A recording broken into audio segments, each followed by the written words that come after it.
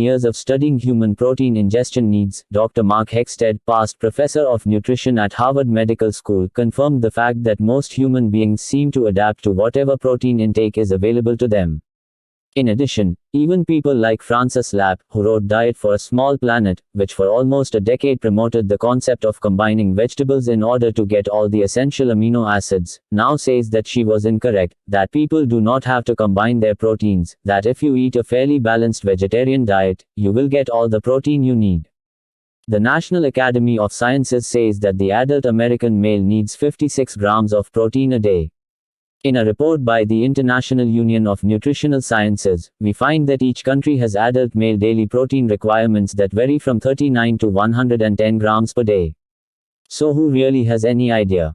Why would you need all that protein? Presumably to replace what you lose. But you lose only a tiny amount through excretion and respiration a day. So where do they get those numbers? We called the National Academy of Sciences and asked how they arrived at the figure of 56 grams. In fact, their own literature says we only need 30, but they recommend 56. Now they also say that excess protein intake overworks the urinary tract and causes fatigue. So why do they recommend even more than they say we need? We are still waiting for a good answer. They simply told us they used to recommend 80 grams, but when they decided to lower it, they were met with a huge public outcry. From whom? Did you or I call in to complain? Not likely. The outcry came from vested interests who earn their livelihood through the sale of high-protein foods and products. What's the greatest marketing plan on earth? It's making people think they'll die unless they use your product. That's exactly what has happened with protein. Let's analyze this correctly. What about the idea that you need protein for energy? What does your body use for energy? First, it uses glucose from fruits, vegetables, and sprouts. Then it uses starch. Then it uses fat. The last thing it ever uses for energy is protein. So much for that myth. How about the idea that protein helps build endurance? Wrong. Excess protein provides the body with excess nitrogen, which causes fatigue. Bodybuilders all pumped up with protein are not known for their marathon running abilities. They're too tired. Well, what about protein building strong bones? Wrong again. It's the opposite. Too much protein has been linked continuously to osteoporosis, the softening and weakening of bones. The strongest bones on the planet belong to vegetarians. I could give you 100 reasons why eating meat for protein is one of the worst things you could do. One of the byproducts of protein metabolism is ammonia, for example. Let me mention 2 points in particular. First, meat contains high levels of uric acid. Uric acid is one of the body's waste or excretory products resulting from the work of living cells. The kidneys extract uric acid from the bloodstream and send it onto the bladder to be passed out with the urea as urine. If uric acid is not promptly and thoroughly removed from the blood, the excess builds up in the tissues of the body, to later create gout or bladder stones, not to mention what it does to your kidneys. People with leukemia are usually found to have very high levels of uric acid in their bloodstream. The average piece of meat has 14 grains of uric acid. Your body can only eliminate about 8 grains of uric acid in a day. In addition, do you know what gives meat its taste? Uric acid, from that now dead animal you're consuming. If you doubt this, try eating kosher-style meat before. It's spiced. As the blood is drained out, so is most of the uric acid. Meat without uric acid has no flavor. Is that what you want to put in your body, the acid normally eliminated in the urine of an animal? Moreover, meat is teeming with putrefactive bacteria. In case you're wondering what putrefactive bacteria are, they are colon germs. As Dr. J. Milton Hoffman explained it in his book, The Missing Link in the Medical Curriculum, which is Food Chemistry in its Relationship to Body Chemistry, page 135, when the animal is alive, the osmotic process in the colon keeps putrefactive bacteria from getting into the animal. When the animal is dead, the osmotic process is gone and putrefactive bacteria swarm through the walls of the colon and into the flesh. They tenderize the meat. You notice meat has to age. What ages or softens the flesh are the putrefactive bacteria. Other experts say of the bacteria in meat, the bacteria in meats are identical in character with those of manure and more numerous in some meats than in fresh manure. All meats become infected with manure germs in the process of slaughtering, and the number increases the longer the meat is kept in storage. Asterisk. Is that what you want to eat? If you absolutely must eat meat, this is what you should do. First, get it from a source that guarantees it's pasture grazed, that is, a source that guarantees it didn't have growth hormones or they. Second, drastically cut your intake. Make your new maximum 1 serving of meat per day. I'm not saying that simply by not eating meat you will be healthy, nor am I saying if you do eat meat, you cannot be healthy. Neither of these two statements would be true. Many meat eaters are healthier than vegetarians simply because some vegetarians have a tendency to believe that if they don't eat meat, they can eat anything else. I'm certainly not advocating that. But you should know you can be healthier and happier than you are now by deciding you no longer want to eat off the flesh and skin of other living beings. You know what Pythagoras, Socrates, Plato, Aristotle, Leonardo da Vinci, Isaac Newton, Voltaire, Henry David Thoreau, George Bernard Shaw, Benjamin Franklin, Thomas Edison, Dr. Albert Schweitzer, Mahatma Gandhi have in common? They were all vegetarians. Not a bad group of people to model, right? Are dairy products any better? In some ways, they're even worse. Every animal has milk with the right balance of elements for that animal. Many problems can result from drinking the milk of other animals, including cows. For example, powerful growth hormones in cow's milk are designed to raise a calf from 90 pounds at birth to 1,000 pounds at physical maturity 2 years later. By comparison, a human infant is born at 6 to 8 pounds and reaches physical maturity at 100 to 200 pounds 21 years later. There is great controversy as to the effect this has on our population. Dr. William Ellis, a great authority on dairy products and how they affect the human bloodstream, states that if you want allergies, drink milk. If you want a clogged system, drink milk. The reason, he states, is that few adults can properly metabolize the protein in cow's milk. The principal protein in cow's milk is casein, which is what a cow's metabolism needs for proper health. However, casein is not what humans properly need. According to his studies, both infants and adults have a great deal of difficulty digesting casein. His studies show that, at least in infants, 50% or more of the casein is not digested. These partially digested proteins often enter the bloodstream and irritate the tissues, creating susceptibility to allergens. Eventually, the liver has to remove all these partially digested cow proteins, and that in turn places an unnecessarily heavy burden on the entire excretory system, and on the liver in particular. By contrast, lactalbumin, the primary protein in human milk, is easy for humans to digest. As for drinking milk for calcium, Ellis states that after doing blood tests on over 25,000 people, he found that those who drink 3, 4, or 5 glasses of milk a day had the lowest level of blood calcium. According to Ellis, if you're concerned about getting enough calcium, simply eat plenty of green vegetables, sesame butters, or nuts, all of which are extremely rich in calcium and easy for the body to use. Also, it's important to note that if you consume too much calcium, it can accumulate in your kidneys and form kidney stones. Thus, to keep your blood concentrations relatively low, your body rejects about 80% of the calcium you eat. However, if you are concerned, there are sources other than milk. For example, turnip greens, weight for weight, contain twice as much calcium as milk. According to many experts, most people's concerns about calcium are unwarranted anyway. What's the main effect of milk on the body? It becomes a clogging, mucus-forming mass that hardens and clogs and sticks to everything inside the small intestine, making the body's job that much more difficult. How about cheese? It's just concentrated milk. Remember, it takes 4 to 5 quarts of milk to make 1 pound of cheese. The fat content alone is enough reason to limit its intake. If you really desire cheese, cut up a small amount in a big salad. That way you have plenty of water-rich food to counteract some of its clogging effects. For some, giving up cheese sounds awful. I know you love your pizza and brie. Yogurt. It's just as bad. Ice cream. It's not something that will support you in being your best. You don't have to give up that wonderful taste or texture, though. You can put frozen bananas through a juicer to create something that tastes and feels just like ice cream but is totally nurturing to your body. What about cottage cheese? Do you know what a large number of dairies use to thicken their cottage cheese and cause it to stick together? Plaster of Paris calcium sulfate. No kidding. It's allowed within federal standards, although its use is against the law in California. However, if the cottage cheese is made in a state where it is allowed, it can be shipped to California and sold there. Can you imagine trying to create a clean, free-flowing bloodstream and then filling it with plaster of Paris? Why haven't we heard these things about dairy products before? For many reasons, some having to do with past conditioning and belief systems. Another might have something to do with the fact that the federal government spend about $2.5 billion per year to handle dairy surpluses.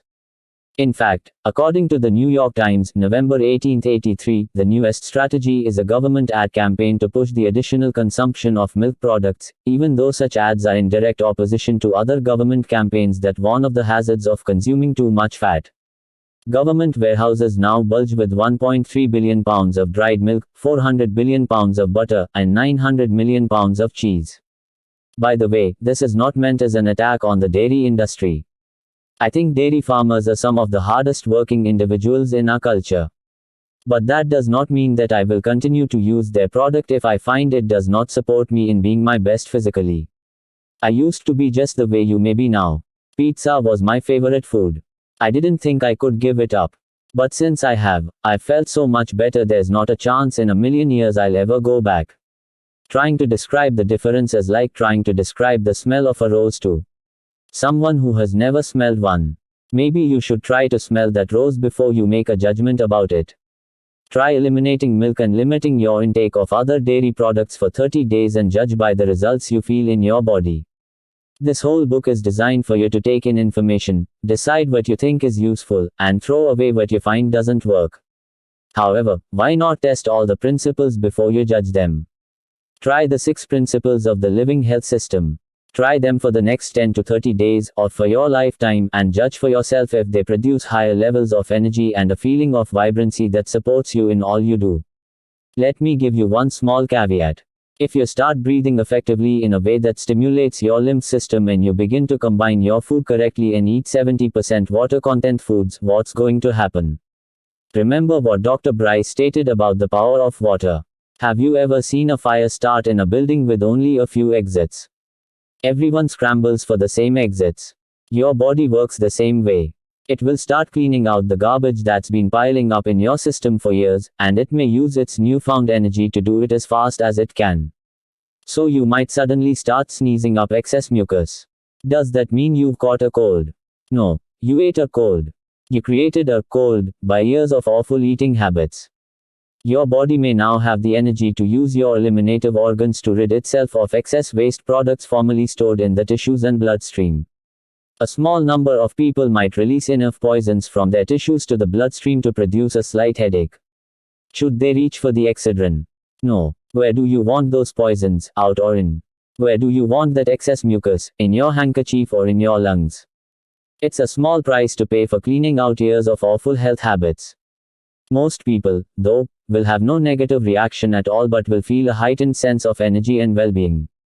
Obviously, there is only limited space in this book to discuss diet, so many subjects like fats and oils, sugar, cigarettes, and so on have been left out. So I hope this chapter will spur you on to your own personal health research. If you desire more information on my viewpoint, you can write the Robbins Research Institute in Del Mar, California, for a list of possible materials to support you such as information or recipes. Or you can contact the American Natural Hygiene Society 813-855-6607, whose viewpoints I share and support. Remember, the quality of our physiology affects our perceptions and behaviors. We see more evidence every day that the American diet of junk food, fast food, and additives and chemicals is causing trapped wastes in the body, and those wastes alter the level of oxygenation and electric energy of the body, contributing to everything from cancer to crime. One of the most horrifying things I ever read was the diet of a chronic juvenile delinquent, recounted by Alexander Schaus in his Diet, Crime and Delinquency. For breakfast, the kid ate 5 cups of sugar smacks with a half teaspoon of added sugar, 1 glazed donut, and 2 glasses of milk. He snacked on a foot-long rope of licorice and 3 6-inch beef jerky sticks. Then for lunch he had 2 hamburgers, French fries, more licorice, a small serving of green beans, and little or no salad. He snacked on some white bread and chocolate milk before dinner. Then he had a peanut butter and jelly sandwich on white bread, a can of tomato soup, and a 10-ounce glass of sweetened Kool-Aid. Later, he had a bowl of ice cream, a marathon candy bar, and a small glass of water. How much more sugar could a body take in, after all? What percentage of the food he ate was high in water content? Was it properly combined? A society that raises its young on a diet that even remotely resembles this is asking for trouble. Do you think these foods affected his physiology and thus his state and behavior? You bet. On a nutrition's behavior inventory questionnaire, this 14-year-old boy checked the following symptoms. After I fall asleep, I wake up and cannot get back to sleep.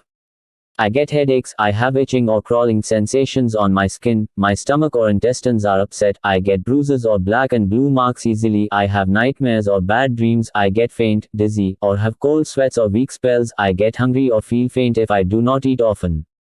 I often forget things, I add sugar to most things I eat or drink, I am very restless, I cannot work under pressure, it's hard to decide things, I feel depressed, I constantly worry about things. I get confused. I get depressed or feel the blues over nothing. I blow little things out of proportion and easily lose my temper. I get fearful. I feel very nervous. I am highly emotional. I cry for no apparent reason. Do you wonder that, coming from this state, this young man created delinquent behaviors? Fortunately, he and many like him are now making radical changes in their behavior, not because they are being punished with long jail sentences, but because a major source of their behavior, their biochemical state, has been changed through diet. Criminal behavior is not just in the mind. Biochemical variables influence state and thus behavior. In 1952, Dean James Simmons of the Harvard School of Public Health declared, there is a special need for a fresh approach to the investigation of mental diseases. May it not be possible that today we are spending too much time, energy, and money trying to clean up cesspools of the mind, and that we could more profitably try to discover and remove the specific biologic causes of mental diseases, asterisk. Your diet may not have made you a criminal, but why not develop a lifestyle that totally supports you in being in your most resourceful physiology most of the time? I have enjoyed a disease-free lifestyle for many years. However, my younger brother has been constantly tired and ill a great deal during that same span of time. I spoke to him about this on several occasions, and having seen the changes in my health over the past 7 years, he was willing to make a change. Yet the inevitable challenge occurred as he attempted to change his dietary patterns. He would develop cravings for less than desirable foods. Stop and think. How do you get a craving? Well, first let's realize you don't get a craving, you create it by the way you represent things to yourself. Granted, much of this is usually unconscious. However, for you to go into the state of feeling an intense desire for some type of food, you had to create a specific kind of internal representation. Remember, things don't just happen. For every effect, there is a cause.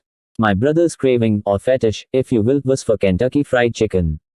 He would drive by one of the Colonel's places, and that would immediately trigger a memory of when he had some. He'd imagine the crunchy feeling, kinesthetic gustatory submodalities in his mouth, and he'd think of the warmth and the texture of the food as it went down his throat. Well, after a few moments of this, salad was definitely out, fried chicken was in. So one day, shortly after I had discovered how to use submodalities to create change, he finally requested that I assist him in getting control of this urge, which was sabotaging his dietary and health goals. I asked him to form an internal representation of eating Kentucky Fried Chicken. In a moment, he was salivating. Then I had him describe the visual, auditory, kinesthetic, and gustatory submodalities of his internal representation in detail. The image was up to the right. Life size, a movie, focused, and in color. He could hear himself saying, this is so good, as he ate it. He loved the crunchy feeling and warmth. Then I had him represent the one food he hated most, something that would make him sick to his stomach just to think of it, carrots. I knew this in advance because every time I drank carrot juice he would turn green. I had him describe in detail the submodalities of carrots. He didn't even want to think about them. He started to feel queasy. He said the carrots were down and on the left. They were dark, a little smaller than life, a still frame, and cold feeling. His auditory representation was, these things are disgusting. I don't want to have to eat them. I hate them. His kinesthetic and gustatory submodalities were a limp feeling, usually overcooked, lukewarm, mushy, rotten tasting. I told him to eat some in his mind. He started really feeling sick, said he couldn't. I asked, if you did, what would it feel like going down your throat? He said he'd be ready to throw up. Having thoroughly elicited the differences between how he represented Kentucky Fried Chicken and carrots, I asked him if he'd like to switch his feelings about the two in order to support his eating in a way that produced healthful results. He said sure, with as pessimistic a tone as I'd heard in many a day. So I had him switch all the submodalities. I had him take his picture of the chicken and move it down and over to the left side. Immediately there was a reaction of disgust on his face. I had him make the picture dark and smaller than life, turn it into a still frame, and say to himself, "This stuff is disgusting. I don't want to have to eat it. I hate it," in the tonality he had previously used for carrots. I had him pick up the chicken in his mind, feel how limp it was, taste the lukewarm, rotten, mushy grease inside it. He began to look ill again. I told him to eat a piece, and he actually said no. Why? Because now chicken was giving his brain the same signals that carrots used to, so he was feeling the same way about it. Finally I got him to mentally take a bite of chicken, and he said, "I think I'm going to throw up." I then took his representation of the carrots and did the opposite with it. I had him put it up on the right side, make the carrots life-size, bright, focused in color, and say to himself, "This is so good," as he ate it, feeling the warm, crunchy texture. Now he loved carrots. That night we went out to dinner, and he ordered carrots for the first time in his adult life. Not only did he enjoy them, but we passed by the Colonel to get there. He's maintained this dietary preference ever since. In 5 minutes I was able to do something similar with my wife, Becky. I had her switch her submodalities of chocolate, rich, sweet, creamy, with those of a food that made her feel sick, oysters, wiggly, slithery, smelly. She has not touched chocolate since. The 6 keys in this chapter can be yours to use to create the experience of health you desire. Take a moment and imagine yourself a month from now having actually followed the principles and concepts we've talked about. See the person you will be after having changed your biochemistry by eating and breathing effectively. What if you started your day by taking 10 deep, clean, powerful breaths that invigorated your whole system? What if you began every day feeling alert and joyful and in control of your body? What if you started eating healthy, cleansing, water content foods and stopped eating the meat and dairy products that were stressing and clogging up your system? What if you began combining foods properly so your energy was available for the things that really mattered? What if you went to bed every night feeling you had experienced the total vibrancy that allowed you to be all you could be? What if you felt as if you were living health, and you had energy you never dreamed was possible? If you look at that person unlike what you see, then everything I'm offering you is easily within your grasp. It takes only a little discipline, not too much, because once you break your old habits, you'll never go back. For every disciplined effort there is a multiple reward. So if you like what you see, do it. Start today and it will change your life forever. Now that you know how to put yourself in the finest state for producing results, let's discover